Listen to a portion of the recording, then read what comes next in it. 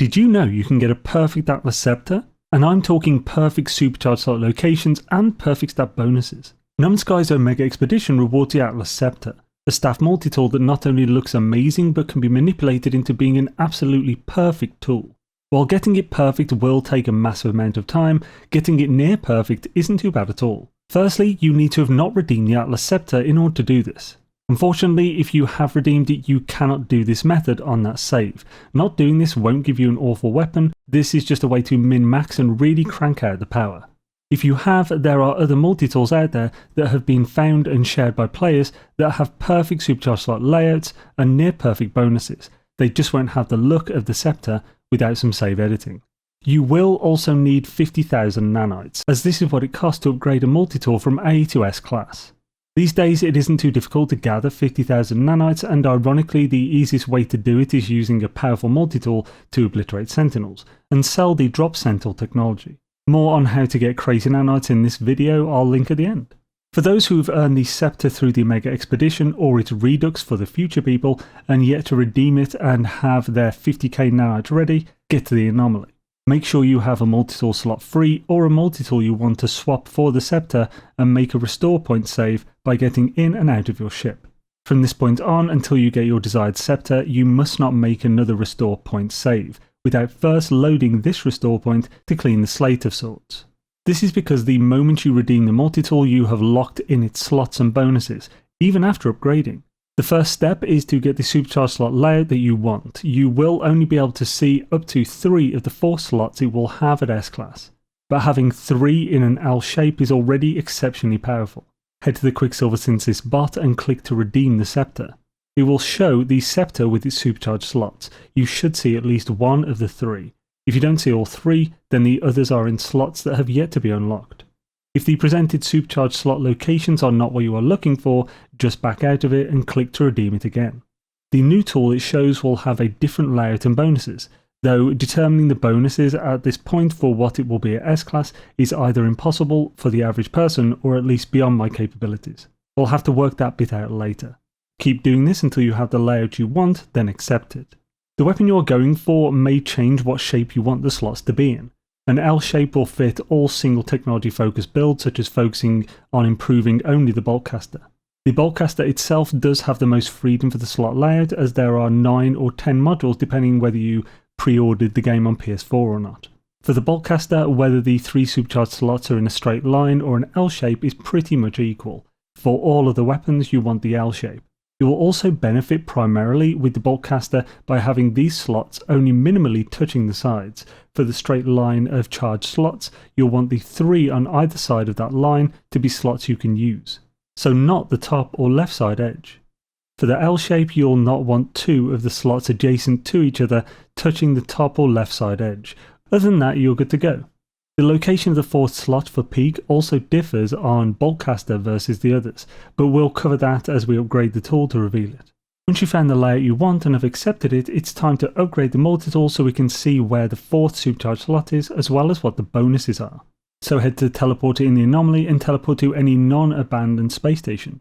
By using the teleporter we can avoid the ship and so avoid making a new restore point. Once at the station, head to the multi-tool vendor and upgrade the staff for 50,000 nanites. There are 2 new things we can now see, where the 4th supercharged slot is and the damage and scan numbers. Staff weapons have the potential for the highest currently available damage bonus, which is 50%, though it is a range and can be as low as 25%. The mining bonus is anywhere from 10 to 15%, though unfortunately there is no easy way to test this quickly, and as this is a weapon first, we'll focus on the damage. Scanning bonus can be between 40 and 50%, not remotely the highest available, but very easy to check, so may as well. To check the damage and scan bonuses, remove the 3 neutron cannon upgrades, the A-class and the 2 S-classes. Then ensure the neutron cannon and the scanner are not in supercharged slots. The scan is very easy, this will be between 280 and 300. I've never seen exactly 300, but have seen as high as 299.4. which was a bonus of 49.7%. Personally, for this weapon, I would not pay attention to the scan bonus. This will just add 1 more layer of perfection and exponentially increase the amount of time required to roll a staff with everything you want. The damage potential of the base neutron cannon in a standard slot will be somewhere between 1810 at around 25% damage bonus and around 2145 damage potential, representing the top end near 50%. In my 15 hours of test rolling this staff, while I did see a 49.9% bonus, it was before I noticed the reliability of the neutron cannon. The highest with recording the neutron cannon's damage potential was 47.95.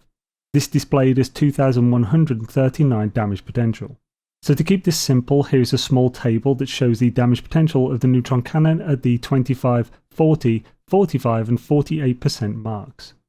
If you just want a powerful tool, having the 3 supercharged slots in an L shape and a damage bonus of above 40%, you will have a very powerful tool, and it won't take you long to roll one of that quality.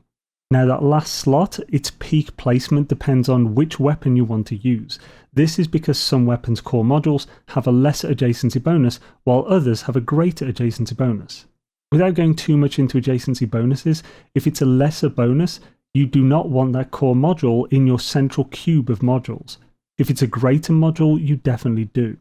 And no matter what, you always want to put the core module in a supercharged slot, as not only does it have the most stats available to supercharge than any other module, but it generally has the highest damage stat, which is additive and so will gain greater bonuses by boosting the highest of that stat. To make this simple, for the boltcaster, you want the core module either in a corner of the 9x9 or touching a module outside of the 9x9 if you have the extra SM module. For all other weapons, the peak supercharged layout is a 2x2 cube of supercharged slots. If HG ever changed the boltcaster core module to a greater one, and so able to accept bonuses from its submodules, then it's cube for everything. If what it showed you after grading is not to your liking, you can just load the restore point to start again. When it comes to how long this will take, it completely depends on the level of perfection you want. The closer to perfect, the more time on average this will take. The first hurdle is getting the initial L shape. It can take anywhere from a few seconds to 20 minutes of going in and out of the redeem screen to get that shape. In the final 10 hours of my test results, I found 49 such occasions, so once every 12 minutes, though this does include upgrading each of those and recording the data. The second hurdle is once you have upgraded the roll. If you need that perfect cube, you should know that in 10 hours of rolling, I saw 2 cubes. So for your sanity, you may wish to be realistic with how well you need that 4th supercharged slot to be placed. And of course, there's the damage bonus. For the average player doing this, which already makes you more committed than average, I would recommend settling for 40% or higher. If you don't care where the 4th slot is and you are happy with 40% or more, you will get this pretty quickly. Requiring a specific place for the 4th slot will multiply the time it will take you by a massive amount. Then further, to get a 48 or higher percentage roll will multiply that again. Though of course you could just do this in sessions over a very long period of time until you get your master tool. Big thank you to Spirit on the Discord, who not only shared his Atlas Sceptre rolling discovery with us, but also helped me in researching the subject with his experience obtaining his epically powerful version. Good luck out there, travellers.